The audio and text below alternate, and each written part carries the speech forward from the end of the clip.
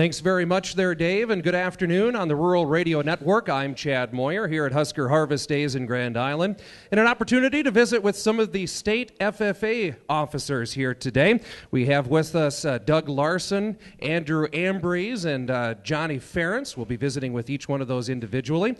Doug, let's start with you. Doug Larson, a student from Stewart, Nebraska, vice president, I understand. Tell us a little bit of your background and your FFA activities. Well, I was born and raised in north central Nebraska. Got started on kind of a small operation cattle ranch where it just kind of grew into working with a large diversity of different animals and agriculture backgrounds.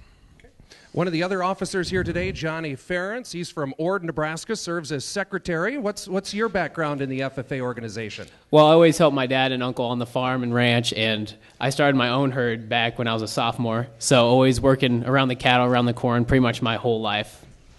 All right. One other officer is Andrew Ambriz. He's from West Point in KTIC country. Good to have you here in Husker Harvest Days. Andrew, what's your background? Well, I'm primarily called the city slicker of the bunch, growing up in West Point. So I got into more of the city-type events, so like meat science and technology. Currently is what I'm majoring in right now at the University of Nebraska-Lincoln in animal science. So that's a little bit about what I did throughout my years in FFA. Sure. Johnny, let's talk a little bit about the I Believe campaign. I know FFA has been doing that for a few years. Kind of bring us up to speed on that campaign, where it sits right now. Well, the I Believe campaign is for local chapters to get money to pretty much support community activities and service projects they can do back at home. And what happens is they put the money in to the state fund, and then corporations around the state also support that, and then they will get the money back that they receive, plus some more out of this pot that's divided as how much they provided into the pot before. Sure. Andrew, what do you think the reaction to this campaign has been, both from the local chapters and those companies and individuals that support them?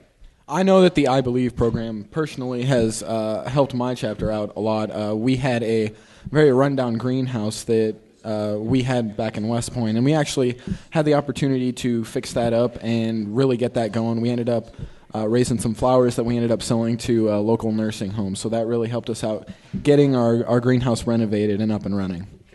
Doug, I'm going to have you talk a little bit about the impact workshops that the state officer team has been doing. Describe what they are and what local members get out of them. Well, it's just kind of a local leadership conference where we go into maybe an auditorium or a school one day, and the local FFA chapters bring all their students, and we kind of split them up into older division and younger division, and then we just kind of break out and work with them on leadership qualities that would pertain to them in their years of schooling.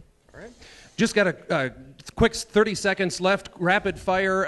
Andrew, what's your favorite part of Husker Harvest Days? My favorite part of Husker Harvest Days would probably have to be just getting to connect with the different corporations and businesses here, not only from around Nebraska, but also many other regions throughout the U.S. Johnny, what's your favorite part? I just think the people around here, we all have that common goal of pushing agriculture to that next step, and this is a perfect place to do that. John, quick.